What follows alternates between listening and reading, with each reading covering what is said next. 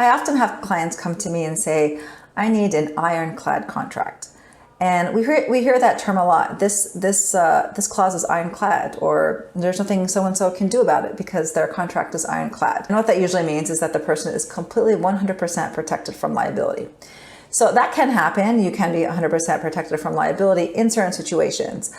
But the thing is, you can't always predict every scenario that will ever happen in a relationship. Sometimes a clause can work in your favor sometimes, but not in other instances. And it would just depend on what happened. So because you can't predict everything that will ever happen, you can never create an ironclad clause before anything happens. So sometimes it's just a matter of how the relationship plays out or who did what. And then a clause could come and protect you. Another consideration too is that no one in their right mind would agree to a contract that says, I'm protected all the time no matter what, and you don't have any rights. No one's going to agree to that. So you're going to often have mutual clauses. So typically, the parties will want a mutual limitation of liability.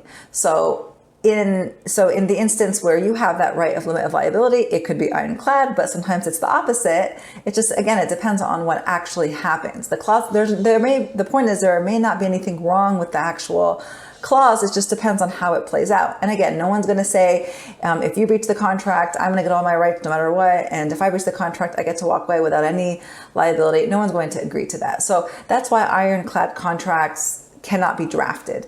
They can happen after the fact in the sense that they can exist depending on the fact pattern that occurs or what happens in the relationship.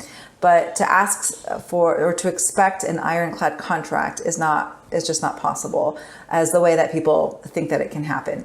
So what can you do instead is that, a good attorney is going to analyze your main concerns to see what to negotiate and to advise the client on what they should and should not do in order to avoid being in a situation where the contract is working against them. Also, it's very important for the parties to know what their leverage is so they can negotiate the terms that they want, increasing the chances of getting the terms that will protect you more. It's also good to know what your liabilities are in general so you can make sure you can include that language. So you can have a very good contract. You can have a contract that will likely protect you most of the time, but a contract can never be 100% ironclad.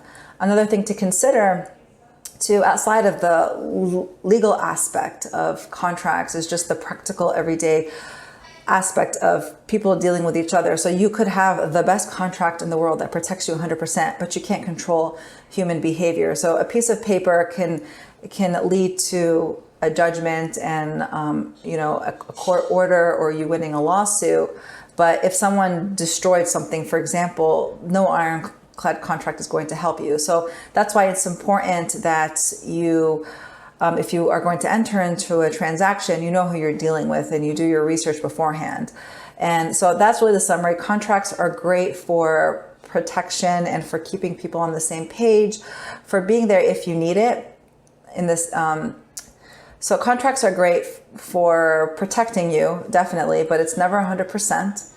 And it's good to have, and it's still important to have a very good contract, but you really have to just realize that there's always a risk and all you can do is mitigate your risk.